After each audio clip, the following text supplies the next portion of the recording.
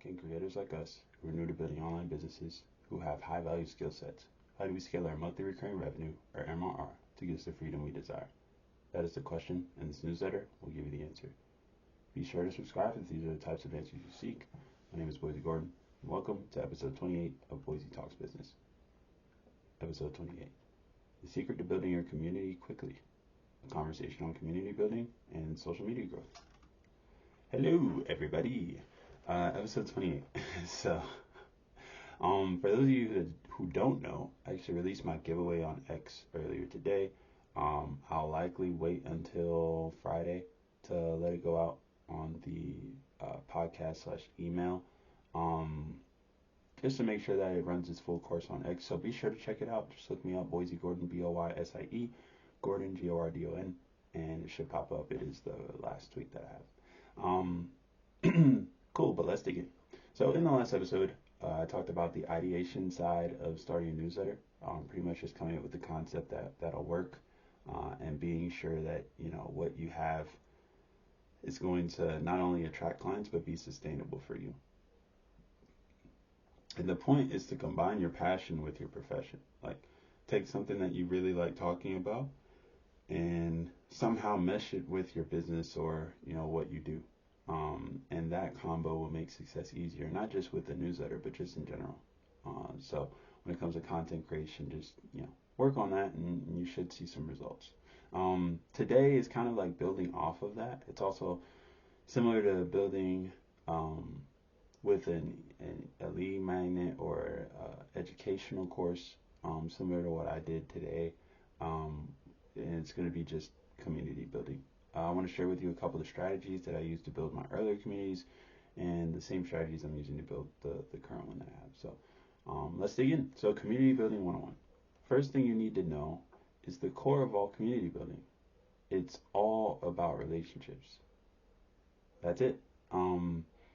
Everything about a community is just relationship based. And most people tend to think about community as a one-on-one thing or like a one-to-many thing, but it's more than just one dimension. It's four, actually. So community isn't just you and your followers. Community isn't just you and one of your followers. Community is your followers and your other followers and one follower to other followers. So I didn't label them individually to illustrate that for you guys. Or I guess not illustrate, but was it transcribe that? I don't know. All right, so think about it like this. You to all. All right, so that's talking to the masses. That's what most people think about when they hear community. It's like them on stage with a crowd of people fanning for their attention, right? You to one. You talking to an individual. That's going to be your one-on-one conversations of people who are super similar minded to you. You just reaching out to connect, right? One to all. That is your community talking to the masses, right? That's going to be when you retweet and something from your community and they in other parts of your community start to like that stuff and then they connect with that person. That's your community talking to the masses. One to one. So your community talking amongst each other. And if you do it right, it is possible for you to be at the core of all four of these dimensions of community building. When I used to write on Medium, there was a point where there were people talking about me with each other and asking if they had each heard of me. I was like, hey, have you heard of Boise? Like, that dude's so cool, blah, blah, blah. And I'm reading it thinking like, oh, I'm going to just comment to engage on this person's post. And I hear them talking about me. I'm like, oh my gosh, thanks guys. Like, y'all are awesome. Like, right? So like, that's the highest point of community. So I did go ahead and put them in order from easiest to hardest. So you to all is easiest. You to one is the next easiest. One to all is the next easiest. And then one to one is the hardest one. And if you can achieve all four levels, then you're in a great position to have a strong community. So let's talk strategy. So I'll show you three community building strategies for three of the four levels of community. Each strategy that I share will help you build a different level of community. So the goal is to start from the top and work your way down. So you do start with you to all. So you to all is going to be niche, authority, content. Many people have a problem with this strategy.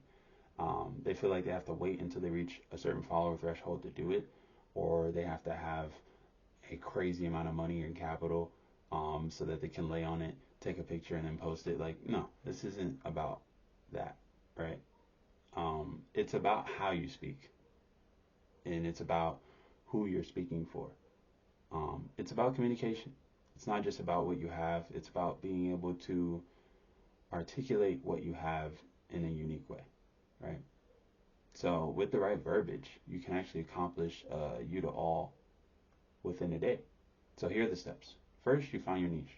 This is the first and most important part. You want to make sure that you have something that's not so differentiated, right? We're not trying to be a unicorn, but you don't want to be on Money X um, trying to talk about money to build a niche. No, you want to talk about a specific type of money making. So maybe you're doing house flipping, right? That's your niche. You can still be quote unquote in Money X or in the money niche, but you want that your vehicle to getting the money is going to be house flipping. Number two is going to be identify your niche problems. So if your niche is house flipping, what is a problem that people in your niche have? Specifically, your current followers that are trying to flip houses. What are the problems that you faced when you first entered the niche? Where do I start? Cool, that's a problem. Maybe the housing market's bad. Maybe you don't have capital, right? And then the next part is you want to identify the current solutions. So not necessarily your current solutions, right? Those are going to be your specific and special solutions. You want to safeguard those for now. What you want to talk about is the current solutions that other people are doing, and the solution could be a cover up for the problem. It might not even be a complete solution, but you definitely want to identify those. What are people doing now to deal with the problem that you presented in step two, right? Then you want to share your opinion about the current solutions, right? So if the current solution to the problem of, I don't know, the housing market being bad is people waiting to invest in buying a house to flip, well, that may be a cover up. Maybe that's not the best solution, right? So you want to share your opinion. You say, oh, this is a bad, not bad, but this isn't how I do it. This isn't the best way. This isn't the most efficient way. This isn't the only way. And just sharing your opinion sets you up to be an authority, right? And then the last part is kind of sending it home. So one, you got them to pay attention because you're sharing an opinion that's different than what most people are currently doing. Number five is going to be advise on the alternative to the current problem or current solution, right? So if the current solution is waiting to buy the house, maybe your um, alternative is not investing in residential real estate. Maybe you do commercial real estate. That could be the solution that you suggest, right? And offering that perspective is going to be considered an expert perspective because only someone who's been there, done that would know to do that, right? So um, most people will automatically assume that you know what you're talking about just from that one post or that one conversation, right? So with this strategy, you'll be building authority while growing your community because for the people that are wanting that type of a solution, they're going to gravitate towards you and they're going to believe in you. They're going to trust you because you've already given them what they've been looking for, which is a solution to a problem they thought was unsolvable. Right? The next one, engagement reciprocity. You to one. So this is more like one-on-one connection, building like, most people are going to say DMs and stuff, but like you don't want to DM without having some form of relationship outside of like the private setting. So this one's fairly simple and super effective. It will help you build a one-on-one connection with someone while getting you more exposure. All you got to do is engage with posts of people who engage with your own posts. So if they like your stuff, look through their content, like their stuff, right? If they retweet your stuff, find something that they've written that you can retweet. It doesn't have to be one-for-one engagement, but you should definitely at least let them know that you appreciate what they did for you or their support. Um, so that does definitely help to go out and be active with their stuff, right? I follow three rules with this one to make sure that I'm not ruining my own brand, trying to promote people who I'm trying to reciprocate to. So the first thing is they must be active on the platform. If they're only on the platform, whatever it is, once a week, well, I'm not going to reciprocate as much. I might like their content, but am I going to comment? Probably not. Am I going to retweet? Probably not. Number two, must make content that I like. So if they like my stuff and then I go and I read their stuff and I'm not really feeling it, I might like it, but I'm not gonna go all out to engage with them, per se, because you don't want to make it a chore. It should never feel like a transaction. It should never feel like, oh, they like my stuff, so I have to like their stuff. This is more just you showing appreciation and sharing in the love, right? But if they don't have content that you genuinely like, then you'd just be faking it. So in order to avoid that feeling of being fake, quote unquote, stick to content that you like. And then number three, must reply to their comments. So if they're active on the platform and they're posting regularly, right? And they're commenting on my stuff and liking my stuff, and they make content that I like, but then I go to their comments and they don't reply to a single one, then I don't even bother, because at the end of the day, this is about building connection, and you can't build connection with someone that doesn't even read their stuff or even reply to what you're saying. So those are my three rules. It's just about, reciprocity, giving back to the people who gave, and being active in the community, and having an organized process to do it. It makes it a lot easier when you can just go down your like the list, or people who like the post, and just click their profile and engage there. All right, so if people check all three boxes, cool, we're good. And this helped me build my Instagram to 1,000 followers in like 6 months. So it definitely works. And if you do it the right way, you'll end up being able to monetize a lot faster as well. And then number three, soft introductions. This is going to be a one-to-one thing. So community member to community member. You're not even the one in between, right? A lot of times this will occur naturally as people start to engage in your content. Maybe they'll leave comments, and then other people who like that comment might respond to it. But if you want to be the one to start it, right, this strategy is probably the least common of the three. So it also isn't the best way to get one-on-one connection or one-to-one connection with your community. Like I said, the organic approach is probably better, just letting them find each other, promoting their content, and then letting them comment on it and build a connection um, from there. However, it is the easiest out of the three to start doing. So that's why I'm recommending it here, just to make sure that you have something actionable. So for this strategy, think of yourself as a matchmaker for your community. All you need to do is introduce people who you think would gel well together. If someone is looking for a writing coach and you know a guy who can help, send a message. Say, hey, I think this guy can help. Or, give them that lead.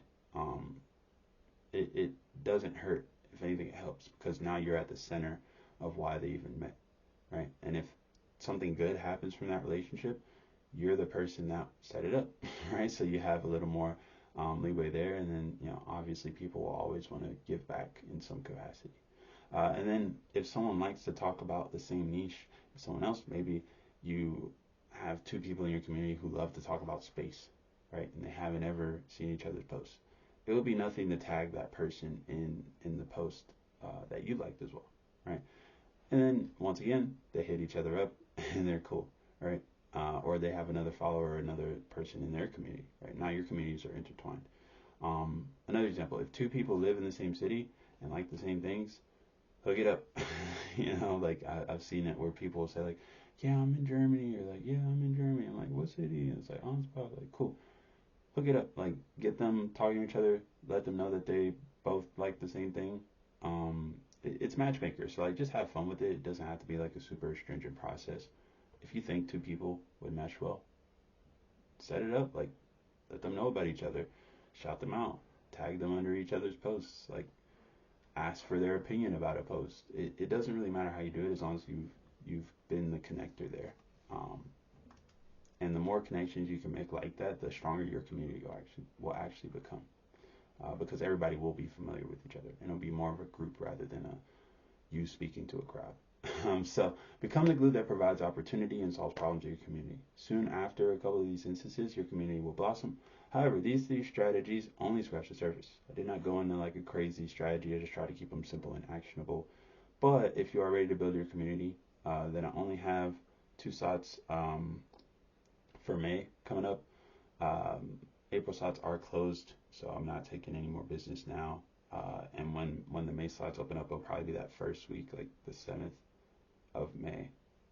Then we can get started there. So if you're interested, go ahead and reply with scale to the newsletter.